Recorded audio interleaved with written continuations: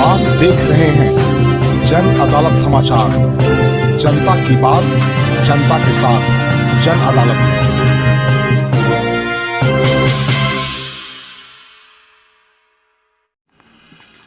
नमस्कार, जन अदालत में आपका स्वागत है। मैं बाबा शिवाजी। बिहार शिक्षा विभाग से एक बड़ी खबर सामने आ रही है। खबर यह है कि लगभग 22,000 शिक्षकों की नौकरी समाप्त हो गई है। पटना हाईकोर्ट ने वैसे डिग्रीधारी जो बीएड किए हुए थे और जो प्राथमिक कक्षाओं में पढ़ा रहे थे, उनकी नौकरी को खत्म कर दिया गया है।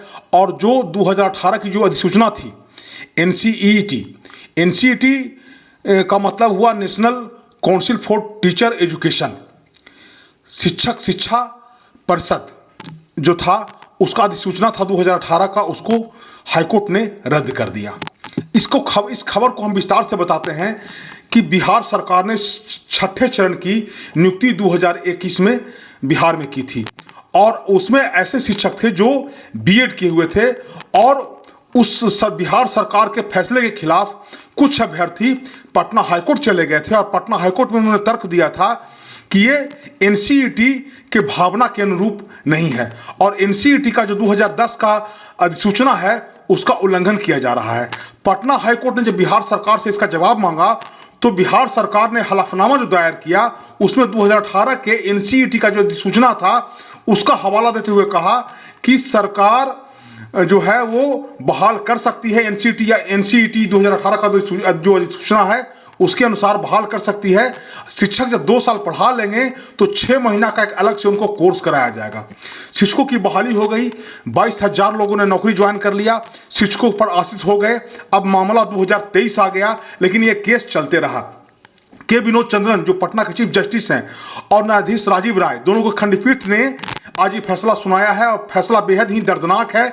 और उन्होंने पटना जो हाईकोर्ट के चीफ जस्टिस हैं के विनोद चंद्रन और राजीव राय, उन्होंने जो संविधान का जो धारा आर्टिकल जो 141 है उसका हवाला दिया। उन्होंने कहा है कि हम लोग सारे लोग संविधान से बंधे हैं और धारा 141 जो है उसके तहत जो सुप्रीम कोर्ट का जो फैसला है वो हमको ही मान्य है और राज्य सरकार को मानना होगा और हम लोग जो सुप्रीम कोर्ट का फैसला है उसके विरोध में हम नहीं जा सकते हैं। इससे पहले सुप्रीम कोर्ट ने जो अधिसूचना 2018 था उसको रद्द कर दिया था और सुप्रीम कोर्ट ने यह भी कहा था कि प्राथमिक कक्षाएं जो है 1 से लेकर 5 तक वैसे जो बीएड डिग्रीधारी हैं वो उसके पात्र नहीं हैं।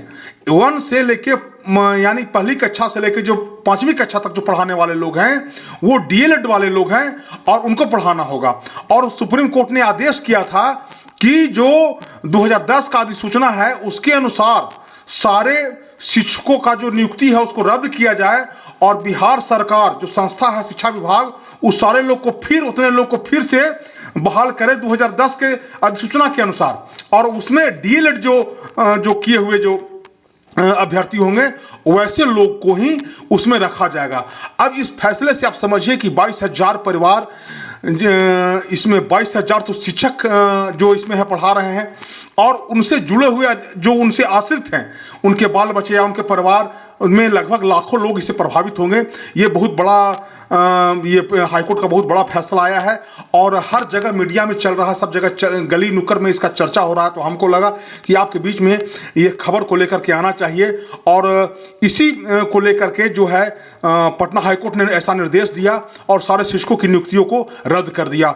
और चूंकि सुप्रीम कोर्ट ने पहले रद्द कर दिया था इसलिए इसी फैसले को जो पटना हाईकोर्ट के चीफ जस्टिस हैं के विनोद चंद्रन और राजीव राय, उन्होंने आज ये फैसला दिया है। इस फैसले के आने के बाद लगभग जो शिक्षकों जो शिक्षक पढ़ा रहे थे प्राथमिक विद्यालय में उनके घर में इस समय बड़ा ही दर्दनाक माहौल है और कई शिक्षकों से हमारी बात हुई। उन्होंने कहा कि अब हम लोग तो सीधे ये कोर्ट का फैसला से हम लोग सीधे सड़क पर आ गए हैं।